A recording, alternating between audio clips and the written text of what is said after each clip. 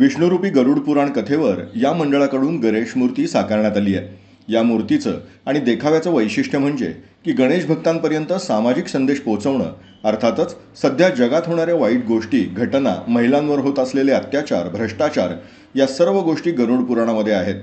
गरुड पुराणामध्ये दाखवल्याप्रमाणे देखावा करण्याचा या मंडळानं प्रयत्न केला आहे. माझं नाव पराग विजय भुमरे आणि खेतवाडी खंबाटाले सार्वजनिक गणेशोत्सव मंडळ खेतवाडीचा राजा याचा मी एक कार्य करतो. जास्त प्रकारे खेतवाडीच्या राजामध्ये आपल्याला असेल देखावा असेल या संदर्भातली माहिती काय सांगाल? वैशिष्ट्य काय आहे आपली मूर्ती तर विष्णुरूपी आहे. गरुड आपण गरुड पुराण या कथेवर आपण एक मूर्ती साकारलेली आहे आणि त्याचं हे वैशिष्ट्य आपण जे संकल्पना जी केली आहे त्याच्या मागचं हे सांगतो.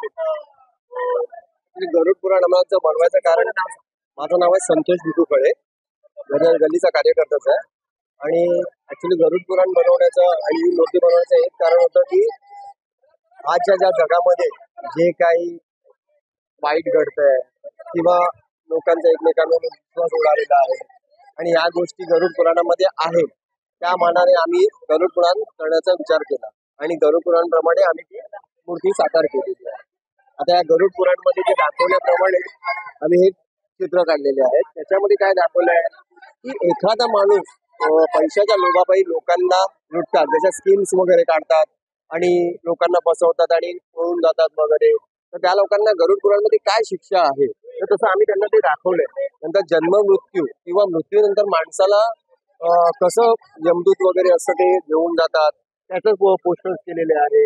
त्या तिसरा पहिल्या याच्यामध्ये दाखवलंय की गरुड पुराणमध्ये पाप पुण्याचं एक हे केलं जातं आणि जेव्हा पापी माणूस असतो तेव्हा यमदूत कसं त्यांना शिक्षा करण्यासाठी नरकात घेऊन जातात. ते पूर्ण आम्ही असं पब्लिकला दाखवलंय जेणेकरून तुम्ही पाप करू नये किंवा पाप केल्यानंतर तुम्हाला काय त्रास होईल या गोष्टीचं, म्हणजे ज्यातून लोक चांगले शिकतील आणि त्यातून मग लोक सत्कर्माला लागतील, हेच आमचं मोटिवेशन या मंडळाच्या तर्फे. सर, आपण महाराष्ट्रात पाहिलं असेल कुठेतरी दुर्घटना असतील किंवा घटना घडताना आपल्याला सामोरं जात आहे. कुठेतरी याला लोकांना एक चांगला संदेश देण्याचा उत्सव आपल्याला बनायला घेतला. हा, आमच्या दरवर्षी मंडळाचा हाच एक हे असतो की आपल्याकडून जेवढं लोकांना समजवता येईल किंवा जे काही लोक अत्याचार आहे किंवा बलात्कार वगैरे होतात आहे किंवा चोऱ्या होतात आहे तर ते लोकांना समजवायचं काम आमचं चालतं की देखाव्याप्रमाणे की हे असं देखावा केल्याने ते लोक जरा व्यवस्थित सुदृढ होतात. किंवा आम्ही असं नाही म्हणत की सगळेच होते, पण ऍटलिस्ट जेवढे येतात त्यातून 50% लोक सुधारले तरी मंडळाचा मोठा वाटा असं आम्हाला वाटतं. त्याच्यामध्ये आता ह्याच्यामध्ये दाखवलं बघा, जन्म मृत्यू आहे जे म्हणतात की 80,000 योनीतून जेव्हा माणसाला जन्म मिळतो त्यानंतर तो माणसा जन्म मिळाल्यानंतर त्यांनी ते सत्कर्म करावं त्याच्यामध्ये त्या पोस्टरमध्ये दाखवलंय. त्यानंतर विष्णुरूपी त्यांना आशीर्वाद वगैरे देतात आहे. इथे कसं दाखवलंय आम्ही की म्हणतात की निरपराध लोकांचा हत्या करतात. का करतात की पैशापायी, की खंडणी वगैरे आहे किंवा काय नाही मिळालं किंवा एखादं दुसरंच कारण असेल तर त्याची हत्या केली जाते. तर मग त्याचं काय गरुड पुराणमध्ये शिक्षा आहे हे एवढं आम्ही त्यांना दाखवण्यात आलेलं आहे. सर, खेतवाडीचा राजा या अनेक यंदा जे काही आपलं संकल्पना कशी नागरिकांचा किंवा गणेश भक्तांचा कशा प्रकारे प्रतिसाद आहे आपला?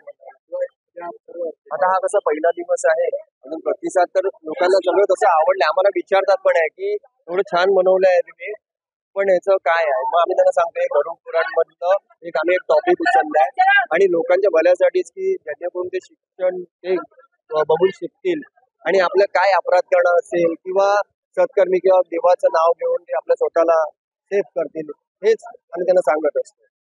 सर, शेवटचा आपण काही संदेश देऊ इच्छितो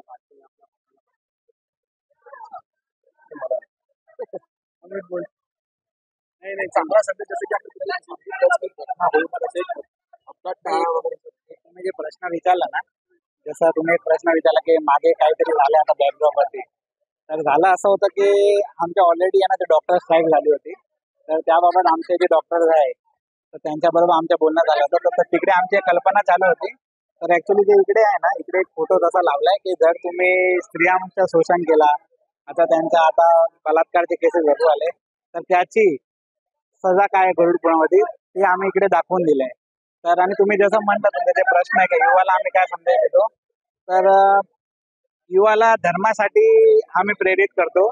पण असं आहे की कधी कधी अधर्म न होय त्याची एक खात्री पाहिजे. तर म्हणून या वर्षीचा आमचा जे संदेश आहे की आपण धर्माचे खूप करतात, आपला रामाच्या मूर्ती बनणं, काशी विश्वनाथ, आपण धर्माचे खूप करतो. पण असं आहे की हे करताना आपण कुठल्या चुकीने अधर्माचा मार्ग नाही, कारण आपण हरी नाम घेणं हेच आपलं मूल अर्थ आहे.